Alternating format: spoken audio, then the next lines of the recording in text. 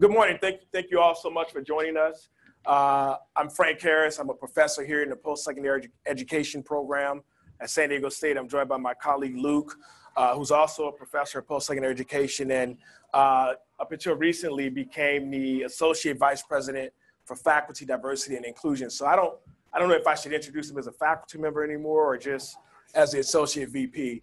But Luke and I are thrilled to be here to present this session called Actually Achieving Equity. And there's a beautiful simplicity in that statement to really capture what we think is an incredibly complex process. So we're happy to be leading this conversation, as a part of this.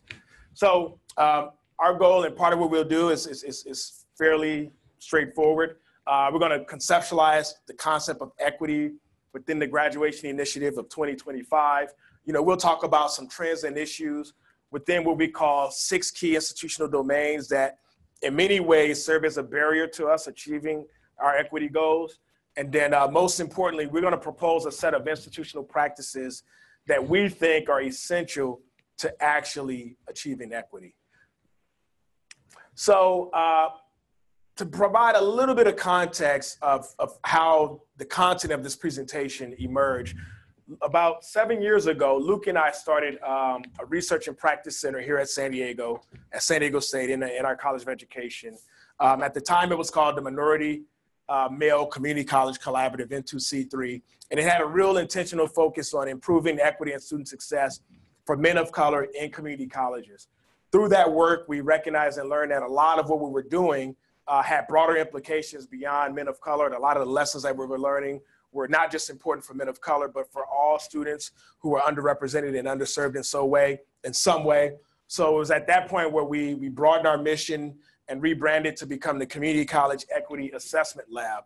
And essentially what we do at SEAL is we engage in research, we engage in a lot of professional development, and we use assessment as a way in our partnerships with community colleges to build institutional capacity to serve equity.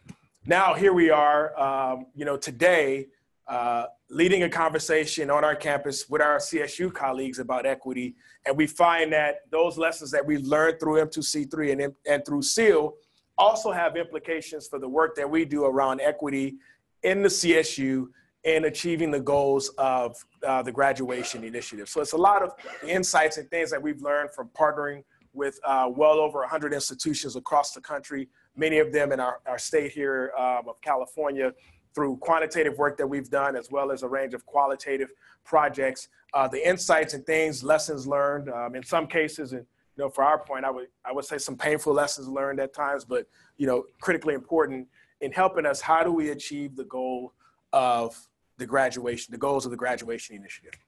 Now, we always like to start these conversations with a quote that we think is fairly powerful and pretty profound, right?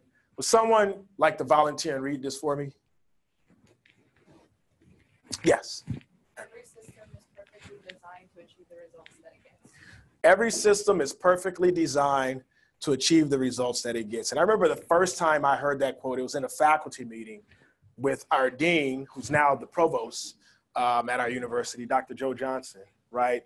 And it was something about that quote that really sort of, smacks you in the face, right? Particularly when you're talking about equity, when you're talking about graduation and any other results-oriented conversation, right? That what we get with regard to is results, whether we intentionally design it or not, it's really the byproduct of the systems that we design, right? So that really sort of provides some context and framework for us and how we think about and conceptualize equity. Now, as it relates to the CSU, and in particular the graduation initiative, we have a lot of, there's some results that we're really proud of, right? And a lot that we can celebrate across, all the campuses within our system, right? So we know, for example, that our system has done a great job in narrowing the equity gap for underrepresented students and for low-income students, right? And we should all be proud of that, and we should celebrate that. But what we also know about equity, that there's a lot involved that are not easily measured or captured in graduation rates, right? So we know equity is not only about measurable outcomes, but also about students' experiences, right? And, you know, we need to think about first and foremost, who are our students who tend to experience disproportionate impact on our campus. So we know it's our students of color, right? We could even disaggregate that to our men of color, you know, in some contexts. That's our foster youth, our students with disabilities, low-income students, students who experience food and housing insecurities. We, you know, in many ways, one of the sort of, you know, things that we're proud of in the CSU is that we enroll and we provide opportunities for success for students who are underrepresented and traditionally underrepresented and underserved in education in some way, right? But again, it's not just about graduation rates. That's important, and that's an important starting point, but we also have to think about relationships. We have to think about sense of belonging. You know, we have to look at the extent to which students are equitably represented in high impact institutional practices. We have to be mindful about the transfer mission of our state and our system. Are we providing and leveraging the transfer pipeline, recognizing that when it comes to diversity, when it comes to equity, when it comes to providing a pathway for underrepresented and underserved students to earn a bachelor's degree, that the community college plays a critical role in that process, right? That this is where we need to sort of think and be more intentionally focused as we hope and pursue the goal of the graduation initiative with zero equity gaps, right? No equity gaps is what we're hoping to achieve. Now, you know, what's great about this is that the initiative, there's 6 pillars of the initiative that I think provide good grounding and a good framework for how to organize and think about our work from an equity-minded perspective, right? I know most of you in the room are probably quite familiar with these pillars: academic preparation, enrollment management, financial support, student engagement and well-being, data-driven decision-making, and removing administrative barriers.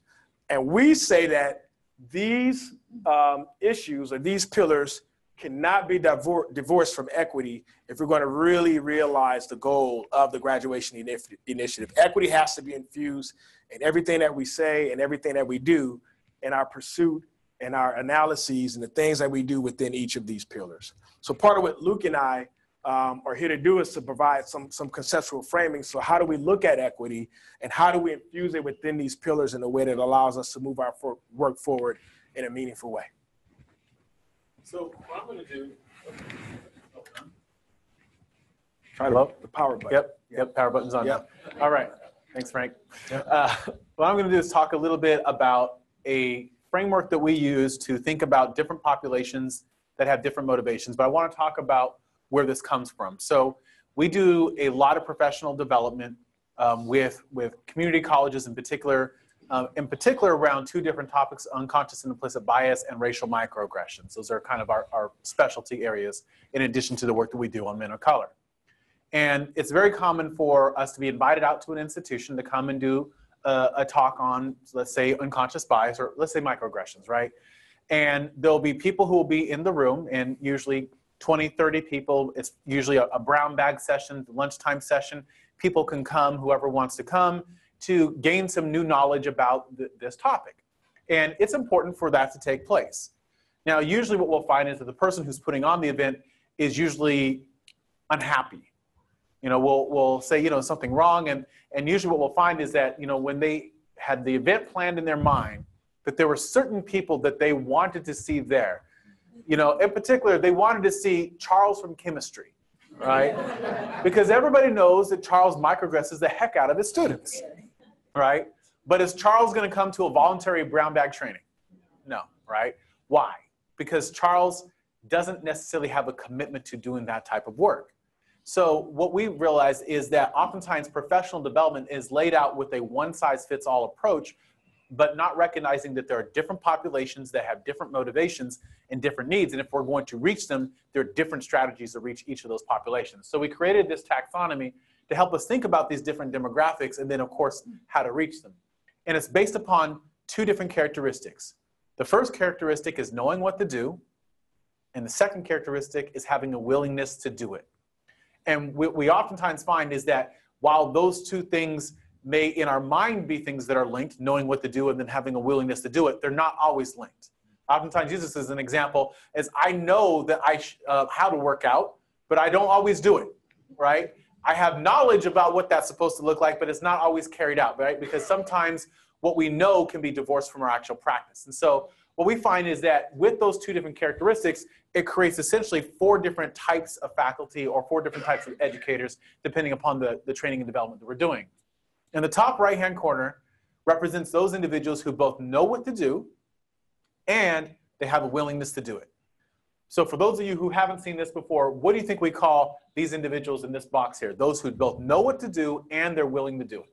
Experts and leaders. Experts and leaders. What else? I guess that's it. Sometimes we'll hear champions. Sometimes we'll hear advocates, but we refer to them as the choir. All right? The choir knows the strategies and practices, and they're in the trenches doing the work because they're committed to it, because they have an intrinsic commitment to equity and social justice. It's just who they are. Now, if we have a brown bag on microaggressions, guess who's going to be present? The choir, right? And most likely the people in this room are representative of the choir. That's what we oftentimes will find. Now, that's important because they still need the training and development. They still need the opportunity to learn about new topics, to have their tools sharpened. That's still an important process for them to engage in. But we also have to recognize that there's different groups. Another group that we see very commonly are those who refer to as the allies. The allies, they don't necessarily know what to do, but they have a willingness to do it. So the bridge between our allies and our choir is really knowledge. It's information. It's training and development that helps to move them from being allies to choir.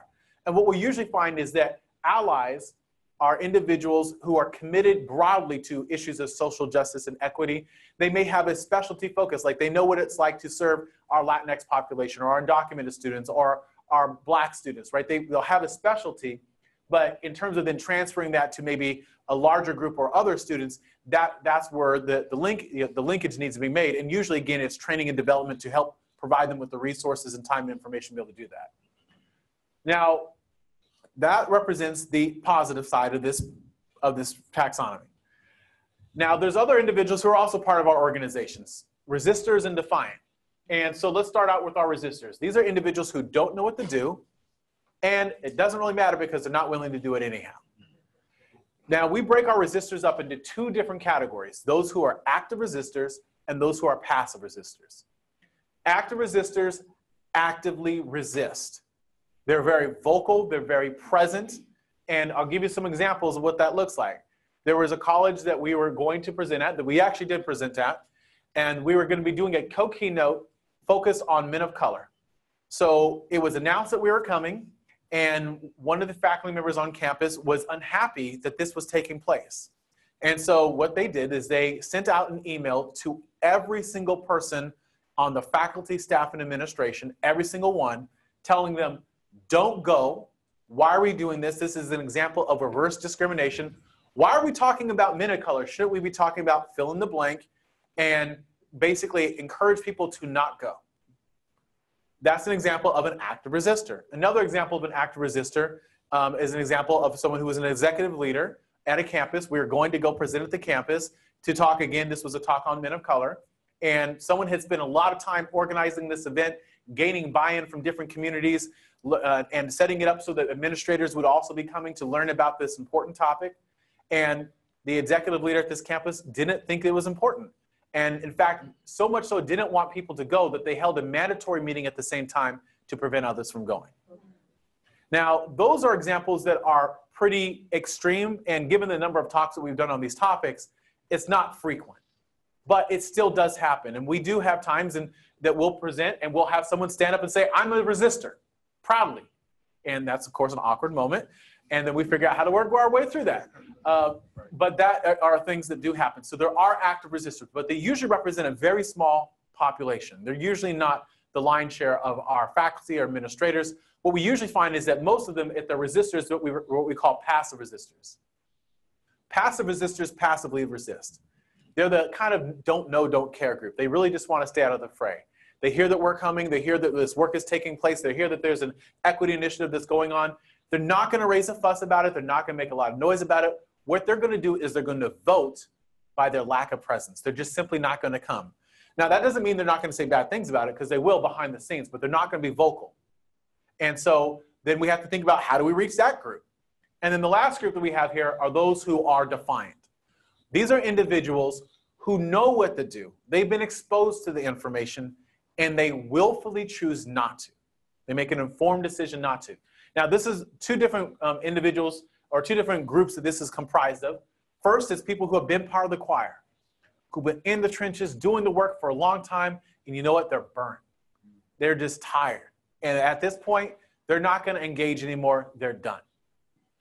There's another population, and that's where we see individuals who have been resistors and are resistors, but they've been exposed to training and development, sometimes mandatorily, and they can sit their way through an unconscious bias training or microaggressions training just like this. Information going in one ear, out the other. They know the information, but they're not going to do it. And if they do employ the information, it's typically with individuals who look like them, not the students that we're talking about. Now, this represents 4 primary demographics that we see, but there's one that's missing. And we learned about this other group that's missing through a training that we were doing last year or the year before at this point with the Center for Urban Education. It was a co-convening that we had put on with our center and Stella Ben Simone Center, looking at men of color across our community colleges. And as we were presenting, we presented the taxonomy, and one of our funders was in the room and said afterwards, you know, Luke and Frank, I think this is a good taxonomy. It represents definitely some important perspectives, but I think you're missing a group. Now, as researchers, we put a lot of time and energy into this, so we're like, what do you mean we're missing a group, right? And they said, well, there's a group that you're missing, and we refer to them now as the oblivious. These are the people who think they know what to do and really don't. And unfortunately, it's a large demographic, and people can become part of the oblivious in different ways. They can be individuals who are non-reflective, meaning they know how to use the language. In fact, it almost becomes so dangerous of their usage of that language. They can say equity versus equality, and they know that that's important to say. They know to say Latinx because it's more gender inclusive as opposed to Latino or Latina, right? So they're using the language, but their actions are disaligned with that, right? So they talk the talk, but they don't walk the walk. Another group that we see are those who have a savior complex. This is when people bring deficit perspectives to equity work. And unfortunately, we see this perspective pretty frequently. People who view students as being simply incapable of doing it without them. So their job as an educator is to save them because they have the knowledge of how to do so. And for these individuals, it's not about serving those students. It's about their own acceptance, their own forgiveness, or in some cases, even their own public reputation around this work. Because at this point, people can gain a reputation in a positive way about doing equity work without actually doing equity work, because if they profess it, if they are out front, if they're visible, that can give them an image that is really disaligned with their core commitments. So thinking about this, we have to recognize that if there are different populations with different motivations, we have to reach them differently. The one-size-fits-all professional development doesn't work because it's not going to reach them. So for example, with our choir, our goal is to empower them. Empower them with additional strategies and practices that allow them to sharpen their tools and to continue doing the work they're doing. And sometimes just to reassure them that, you know what, you're not crazy. You're on the right path. You're doing the right things. The other group is with the allies. Our goal is to educate them, to provide them with additional training and development that helps to move them along from being allies to being members of the choir. In fact, this is what we say: host that voluntary brown bag. That's fine, because you know who's going to come is the choir. And then as they're getting ready to walk out the door, ask them to list the names of 3 to 4 individuals who they know are allies for them. Typically, they're the allies for them in their own areas, who they think would also be interested in it. And then what you do is then you invite them a little bit more hands-on in terms of the approach to the next session. So what we're doing is thinking about a snowball approach to gain greater and greater participation and investment in our initiatives. With those who are oblivious, we have to enlighten them. We have to enlighten them, and oftentimes that takes personal conversations that demonstrate humility, because what we find is with the oblivious is typically they started on the equity journey at some point, and at some point they got off the road. Maybe they thought that their learning and development was done. Maybe they're approaching their work for the wrong reasons. And so what we have to do is to model the type of humility that it takes to do this work so that we can see that same kind of actions in them. And then with those who are our passive resistors, not our active resistors, our passive resistors, we have to encourage them. And specifically, we have to encourage them to care. And what we found is that there are some strategies for doing so. We went and collected tons of quantitative data from a campus, and we'll go and we'll present that. And you know what a passive resistor will do? They'll say, oh yeah, that's fine, but what about the voices of students? And we're like, okay, we got you. So then we'll go and then we'll collect qualitative data, and we'll present the quantitative data and the qualitative data. And that will help to move them to an extent. But what we found is this, is that the formula is quantitative data, qualitative data, and oftentimes having students front and present, right? So what we've done now is when we go and we present our data at a campus, we'll present the quantitative data, we'll present the qualitative data, but we'll ask the campus to have students present so that when someone says, oh, I know that you have ran all these fancy statistics and all that stuff, but you know, I just don't think that that's really happening with our students. And then you can have a student who can say, you know what, that happened to me yesterday, and be able to give that kind of perspective. And it's a totally different way of helping to break down that type of sense making that they're engaging in. With those who are active resistors and are defiant, what we think we have to do is redirect them temporarily. There are ways that they can contribute to the vision and missions of our institutions, and ways that don't allow them to essentially cause harm to some of our students who are most underrepresented and underserved. And what we want to do is create an environment that after a while, because we've galvanized the choir, the allies, the oblivious, and the passive resistors to become part of this movement, that they wake up one day and recognize that this is an institution that they don't recognize. And then at that point, they have a decision to make. Am I going to get on board and become part of it? And we see that happen over time. Or is this something that really, I don't see myself fitting here anymore? So it's about changing institutional cultures and changing mindsets. That's the way that we have to approach this work. Now, as part of doing this work with many campuses, now, Frank mentioned that we've collected data from over 100, 150 campuses at this point. We've also then worked hands-on with campuses in creating equity and diversity plans, launching those plans, providing them with professional development and technical assistance to support them in engaging in those efforts, right? So hands-on work with community colleges and some regional public institutions, four-year institutions as well, and engaging in this work. And guess what we found? Is that there are some very common barriers to equity work. And we view it in 6 primary domains. The first domain is policies and practices. These represent the principles of action that are ratified by an institution to govern programs, matriculation, course delivery, and resource allocation. Here's some examples of what we see in terms of barriers that are related to policies and practices. Professional development. We are firm believers in professional development. And so, and here's the reason for that. Most academics, in fact, most faculty in particular, are not pedagogues. They're subject matter experts. For example, let's talk about a community college, because that oftentimes ends up being a little bit more comfortable to talk about in this space, right? But it's true for us too. Let's say you're going to become a professor in biology. You go and you get a bachelor's degree in biology. You work in industry for a few years, bachelor's degree in biology, and then what happens? You get hired and go right into the classroom. No training on how to teach. So what do people do then? They teach how they were taught.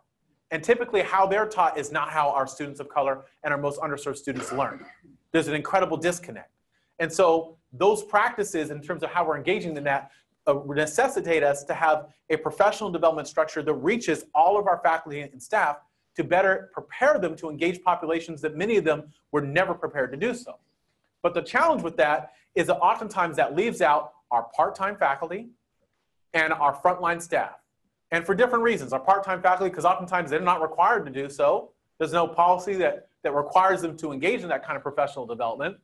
And with those who are our frontline staff, they're staffing the desks, right? They're in the front lines. And if their managers haven't made a commitment to saying that this is important, then guess what? They're not provided with the opportunity to be exposed to that. Also, we can see where students are not allowed to see an advisor without making an appointment in advance, right? So we can see examples of practices that prevent our students from being able to get the resources and time and attention that they need. Other things that we see are challenges around attitudes and dispositions, and this is the second area. Deficit perspectives. Someone who says, and these are all real examples that we've seen in the work that we've done. I'm not sure what you expect me to do. These students have too much drama in their lives. I'm a faculty member, not a social worker. Real examples that we've seen. And these are the ones that are most salient, right? So these are the ones that we hear on a regular basis. Another one that we hear, particularly as we do our work around men of color, is most of our students of color or our men of color, they're not serious about school or education. They're only here for the sports or for the financial aid, right? Having these kind of deficit perspectives about the very students that we're there to serve. And guess what? If that's how we think about our students, you can only imagine what kind of training, what kind of teaching and learning is going to be taking place in terms of that engagement. Oftentimes, we also see challenges with a poor understanding of equity, saying that, well, equity is everything. So all these different things that we're doing, well, those are all equity focused. And this is what we find. And Frank showed those pillars. We can talk about academic prep. We can talk about students' well-being. We can talk about all those things. But if equity is not front and center, then it's left out. And that's what we find in the work that we do. Politics and power dynamics. And the big challenge that we see is rooted in territorialism. Territorialism between academic affairs and student affairs. Student affairs and academic affairs. And every campus you go to, it looks different. But these power and politics really result in challenges in us being able to move forward agendas, because ultimately we have to be working collaboratively to address these issues. It's real examples that we see. Someone saying, why is academic affairs leading this initiative? It should be led by student affairs. Or why is student affairs holding a meeting on this topic without involving academic affairs after they've been given specific guidance to involve them in the process? Or we can't access this information because academic affairs won't let student affairs meet with the personnel that could lend insight into the issues that affect their ability to do their jobs. Territorialism becomes a real impediment to equity-based work.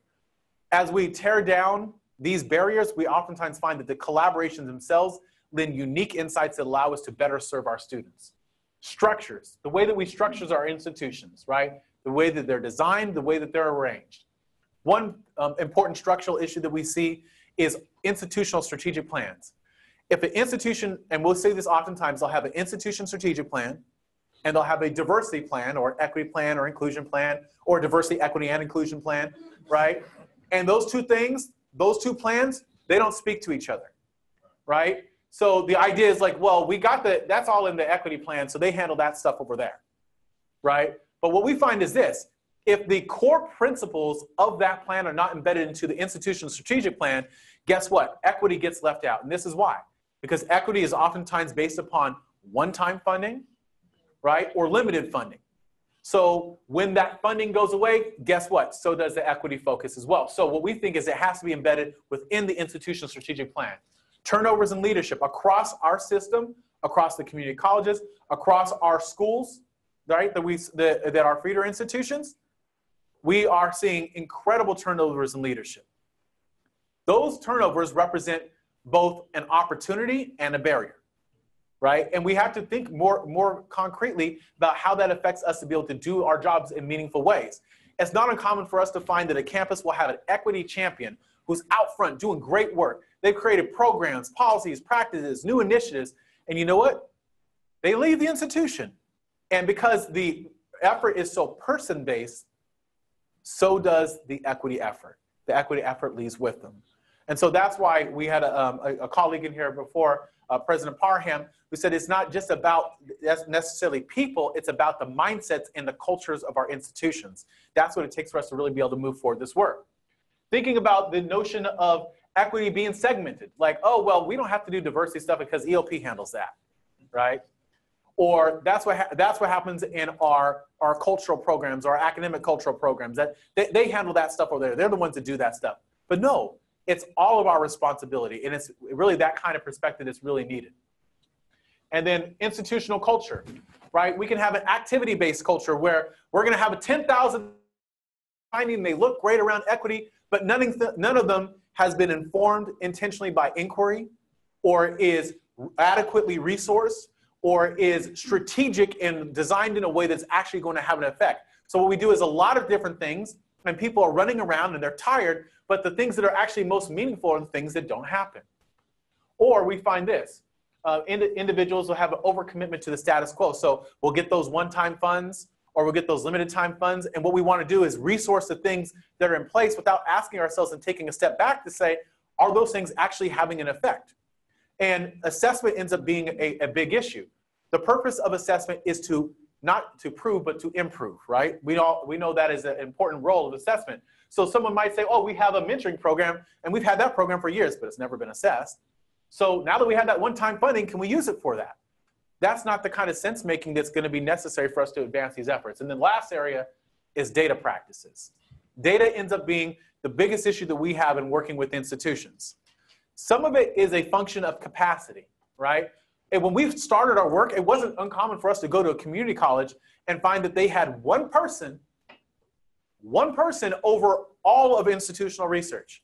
And it wasn't uncommon at some places for that one person to be a faculty member who had a half-time release in order to be able to do that work.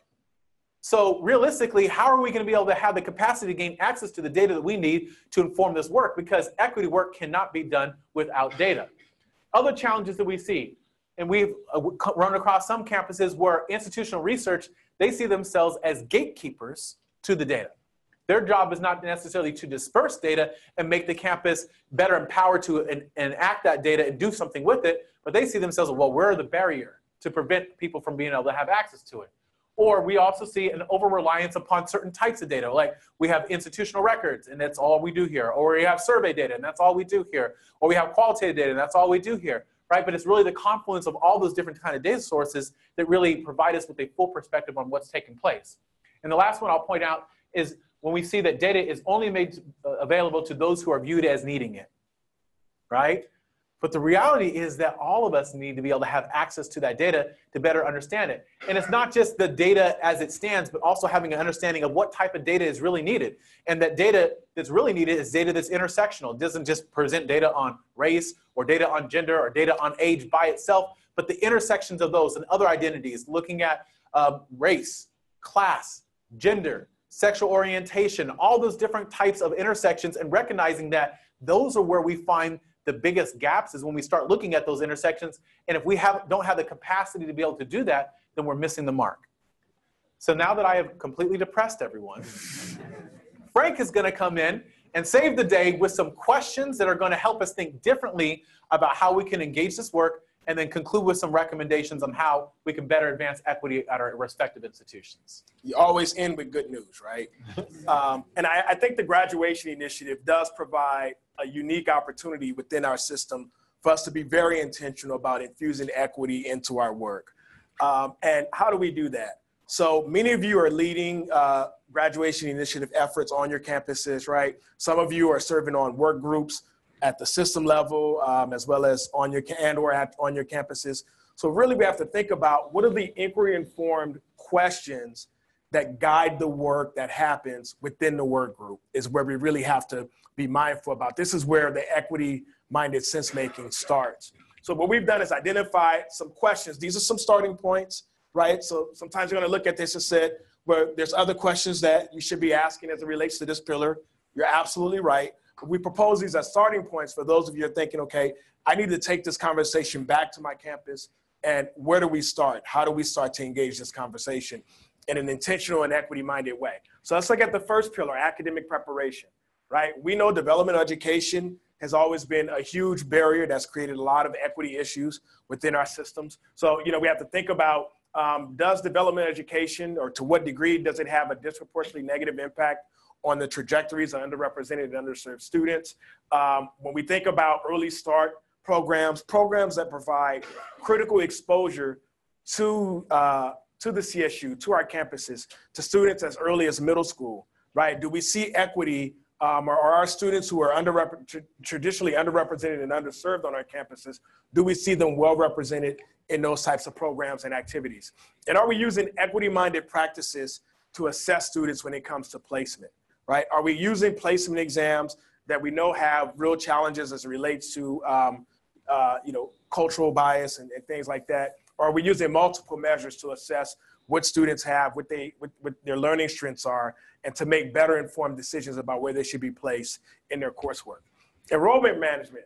We recognize, and I would say that most of our institutions, maybe less so now than they were 5 or 10 years ago, are really designed to serve traditional students who matriculate right out of high school, who are attending classes between 9 a.m. and say 2 p.m., 3 to 4 days a week.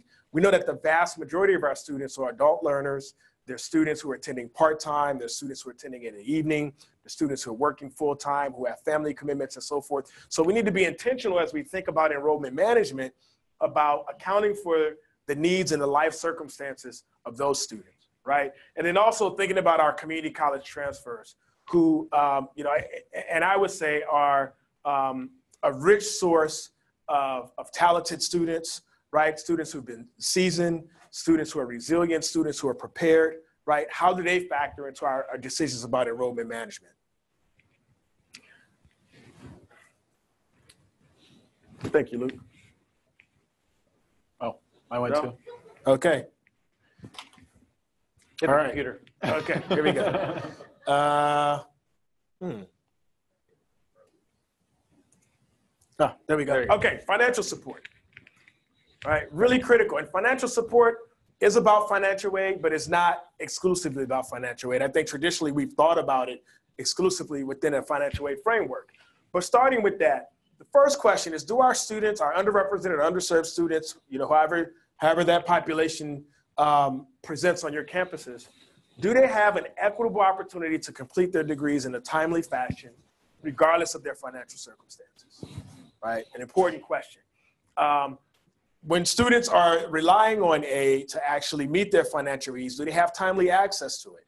There's been a lot of times when we've been on campuses, we've talked with students who said, I've been awarded an aid package, you know, I have what I need, but I haven't gotten it until the third, fourth, fifth week of the semester. It's already midterms. I haven't had an opportunity to purchase my books.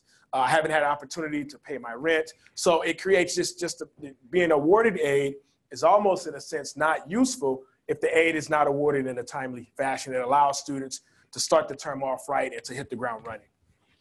What about adequate and proactive guidance and support in completing financial aid applications and processes? Financial aid is an incredibly frustrating and an incredibly complex process, right? And we know we have students who may be first generation students who are just sort of learning the concept of financial aid and what it means. We need to provide guidance and support and make sure that they have what they need to be able to get the aid that they're eligible for, and again, in a timely manner. And then we also know there's a critical mass of students within our system that experience housing and food insecurities. And I would even add to that transportation, which tends to go hand in hand with those other stressors. Do we have support available that will allow them to work through these challenges in a way that doesn't require them to disrupt or withdraw, disrupt, or discontinue their enrollment, right? We know that there's a lot of our students who experience these stressors. We need to be proactive in thinking about how can we provide aid and the type of support they need to overcome them and still allow them to continue to persist and so forth. Yeah, thank you. Student engagement and well-being, right? Sort of a huge pillar here, a lot going on here. Do our students, our underrepresented and underserved students, experience our campuses in a way that's safe, that's welcoming, and that's inclusive, right? Sometimes we have students who are able to persist and, you know, maybe they're doing well academically, they're able to graduate, but at what emotional cost, right, does that occur, right? And I think we need to be mindful and intentional about what that is and what that means, right? Are they equitably represented among students who participate in high impact institutional practices, study abroad, undergraduate research, internships, things that we know are critical to student success, both while they're enrolled, but also that prepares them for life beyond the time in which they leave our institution. And then our faculty and staff trained on critical issues like unconscious and implicit bias, racial microaggressions, the use of culturally responsive pedagogy. I think Luke has already talked about the importance of professional development and training. That's a really critical component of any agenda or any initiative that endeavors to close equity gaps. We need to be able to think, we need to be intentional about making sure that that's happening within this pillar. And I recognize that I skipped one. We can't speak about campus climate without doing some routine and regular assessments of the campus climate and making sure that we're using the results of that assessment to inform the steps and the actions that we take as an institution. Data-driven decision-making. At the most, thank you, right? First and foremost, we have to make sure we're engaging in meaningful disaggregation of our data. There are a lot of data, there are a lot of inequities that tend to go hidden when data are presented in the aggregate. So for example, and I think most of you are probably familiar with this concept where, Asian American students, right, tend to be assumed to be the highest high performing students who sort of, achieve goals and achieve rates, achieve benchmarks at equitable rates. We know when we disaggregate the Asian American population and we look at the experiences of our students who identify as Hmong, Vietnamese, Laotian, and some other Southeast Asian populations, or even Pacific Islander populations, in many ways, their outcomes mirror what we see for our Black and our Latinx students. We don't often know that because the data is usually not disaggregated in that way. It's not even just about disaggregation by race. We need to think about Pell eligibility.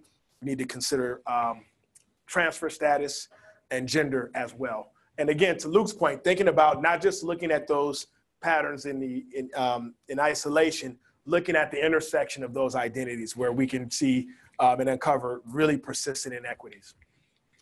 Are we using campus-based surveys to inform the work that we're doing? Are we using qualitative and non-traditional data sources to illuminate the student voice in this conversation? We talk a lot about students. We make a lot of decisions about students without ever really consulting and being mindful and being intentional about asking students how they're experiencing our campuses. That's really important to do.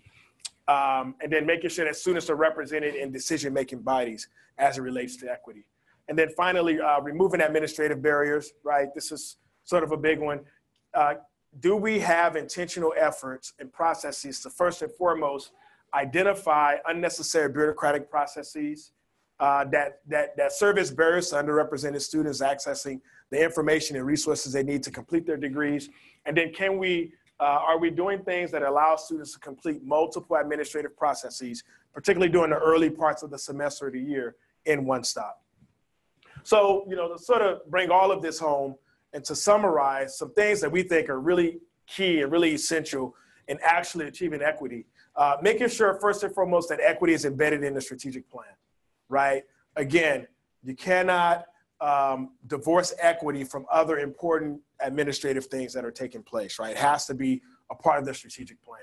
We got to have buy-in and a sense of urgency for campus leadership. Although recognizing that leadership is often, assumed to be sort of a personality thing, right? That equity can't be, can't sort of rest or, be successful or not successful based on the personality of a charismatic leader, but leadership is an important part of what we have to do. We have to be transparent in our commitment to California community college transfers. We have to engage in equity-minded research. We talked about making sure that our campuses are welcoming and inclusive and safe.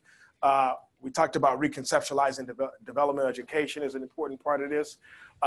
We didn't talk a lot about equity-minded hiring practices for all personnel, but this is something that warrants consideration. Thinking about, what do position descriptions look like? Do our equity goals and equity efforts reflected in the type of candidates that you're seeking? Making sure that we're doing a meaningful assessment of candidates and their abilities to help and their competencies to help us achieve our equity goals. So for one example, I think all of you have probably served or led hiring committees at one point or another in your careers and have probably had to listen to the question, so tell us about your experience with diversity, right? Tell us how you feel about diversity, right? We need to ask different questions.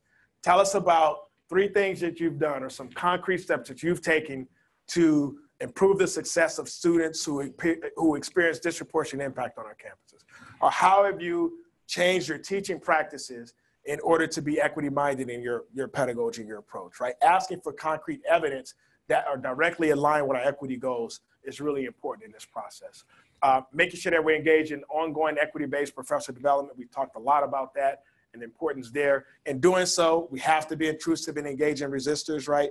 Charles from chemistry is not going to just show up to anything that's voluntary. We have to make sure we have a process and a strategy for engaging resistors. We talk about data as being important, but equally important is the collective sense-making that takes place when we have access to data. So making sure that we have structures, making sure that we have the internal capacity to look at data, to discuss it with colleagues, right? And not just the colleagues in our departments, but colleagues across campuses, and make sense of the patterns that we see and make sense in a way that allows us to be attentive to how do we achieve our equity goals? What is the data telling us as it relates to our equity goals? For campuses that use early warning and early alert systems, those are great. Make sure we're using those effectively and making sure the priorities of underrepresented and underserved students are accounted for in those systems. And then, to close, making sure that we're addressing acute environmental challenges and insecurities. A lot of times it's not about our students' academic capabilities. It's about life in many ways getting in the way, right? So how can we be intentional in making sure we're addressing those concerns? How are we on time? We do. Awesome. Great. Believe it or not, this hardly ever happens with me and Luke, so we're excited about that. Okay. At this time, we're happy to take questions. Yes. And there's a microphone. Yes. So I love your taxonomy. I'm a fan of taxonomies. They have predictive power, they have explanatory power, and I thought that this one was well conceived and helped a lot in terms of when you got to the strategies for how to engage all those different audiences. Love it. Not that I would suggest that there's a category missing in that, but I wonder whether you've done a taxonomy of students. Because the targeting that you're talking about when you get to the strategy level can be done when you're figuring out how are you going to engage that resistor, how are you going to engage that person in the choir. But if there's an attendant taxonomy of students where they're coming from, it would be nice to be able to target market them. So the sense making that you're talking about and for instance, just like an early alert system. If you have an early alert system that identifies a particular type of student, it would be useful to have a sense of where that student might fit on a taxonomy in order to target them. Because taxonomies allow you to disaggregate in very important ways like you're talking about. And so if we're disaggregating the educators and figuring out their categories, then we're not treating them as an amorphous blob. But if we're treating students as an amorphous blob of needing equity, I think that there could be some ways to drill down. So I would love to hear if you're doing that kind of work and what the follow-on might be for it. Yeah, thank you. Thank you. It's Christine Miller, Yes. right? I love that these are big name tags. You can actually read them across the room, right? So you all thought I knew Christine, but I just read her name tag. Christine, what campus are you visiting from? Sacramento. All right. Okay, Sacramento State alum right there. So great question. What's interesting in the last session, the suggestion was that we need to come up with a similar taxonomy that describes, to describe institutions, right? The institutional characteristics. We haven't come up with thought about coming up with a taxonomy about students for a couple of reasons. First and foremost, just capacity, right? Is where it starts. But also, when it comes to our students, in particular our students who are underrepresented and underserved, they've really been like over-theorized in a lot of ways. And a lot of times they've been theorized in ways that consistently advance the deficit perspectives about them. So our approach in all of our work has always been about not focusing on the student, but shifting the unit of analysis to the educators and the institutions. That said, I mean, I think there is some value in sort of, recognizing and thinking about, where our students might be positioned in this work, particularly as it relates to helping us, identify students who could be important partners in the sense making, right? It's sort of what I think your question was really getting at. So I think that's something for us to consider and think about, and we'll certainly do that. And we appreciate the insights and feedback. We have played around with the taxonomy on insecurities, looking at different combinations of that. One of the challenges in creating that is that what we find is that usually when a student experiences one insecurity, they're experiencing multiple insecurities at the same time, and they typically don't happen in isolation. So we have something that's kind of developmental that we're still working on around that, but it's a great idea. So we'll definitely take a look at it. And we have some good quantitative data that'll help us do that. We have good qualitative data. We have good quantitative data. Thank you. Other questions? Yes. Oh, yeah, perfect. Hello, my name is Ariadna Manso. I'm from San Jose State University, and I really appreciated this presentation. And so at San Jose State, I serve as Associate Students President, and through that role, I've been able to see, I've been able to experience a lot of great things, but with that, I've been able to see a lot of the issues that you all talk about here within the institution that, where I sometimes feel that people lose the student-centered focus, and so it's even discouraged me of going into higher education and student affairs, because I see how either siloed or politically driven a lot of these things are, or very like egotistic some things are, and so as a student, it's discouraging to know that, you know, people are losing the student-centered focus and creating roadblocks or institutional barriers that aren't necessarily meeting the student needs. And so my question is, and I know that this is a, you know, it's not a one question or a one answer question. And I think that part of this conference, I sometimes feel that a lot of the people at the conference are that choir or the allies. The allies. And so for me, it's how do you become, like someone, one of the presenters mentioned the angelic troublemakers within institutions, because I do see that sometimes that leadership is really important. Like leadership on your campus is important to be able to bring about these changes. And so how do people here, you know, I'm a student, so I'm not tied to the university in the sense that I'm going to lose my job. So I am completely unfiltered when it comes to bringing up these things where one, it's my job and duty to our students to call things out like this. But I see where some staff members or faculty struggle to call these things out because there's fear behind it, or the leadership there is not really supportive, or there's this like animosity between student affairs and academic affairs. And so how do people within that are the choir or the allies become those angelic troublemakers to refocus, like, because everything, professional development, I'm so for that. Like the people in the front of the financial aid are going to make it or break it for me when I go ask for support. And if they're rude to me and I'm not sure and I feel like a burden to them, I'm not going to come back to the office. And so how do they start incorporating these things there, where they start telling their leadership, like, this is the kind of stuff we need to be seeing on our campus? Because a lot of the reasons why students don't reach out to services, not necessarily because they're lazy and don't want to, is because they've had this terrible experience. And so I know I was a little bit all over the place, but because this is just, I was like blown like with this presentation. And so like, how does one leadership like start switching their mindset, and how do the people that are here that are the choir and the allies most of the time disrupt a lot of these? And I know that disrupt seems like you know, but like that's what we need to be doing in our educational systems. And how do they do that with the leadership to like kind of like refocus that student-centered mindset of like, it's not just professional development and someone going to a conference and spending money on them, it's investing into the end point, which is like the students. So how does that, like, you know what I mean? Because I'm like frustrated sometimes. I'm like, y'all really like we're here for the students, but we're not, like. So how do they start doing that? First of all, thank you for being here, and thank you for your leadership on your campus, right? Because the leadership that you provide, and I know it may not always feel like it, but it's really important. And ultimately, students are our most important stakeholders, right? So I think students play a critical role in sort of reminding us that this work is about the students, right? It's not about us. It's not about, you know, someone's career or their research or whatever it is. Ultimately, we are all here to improve the lives and provide pathways to success for our students.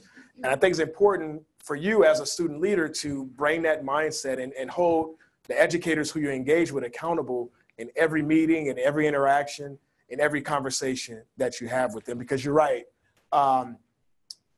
too often, I won't say often, but too often, decisions are made and we lose sight of what the work is all about.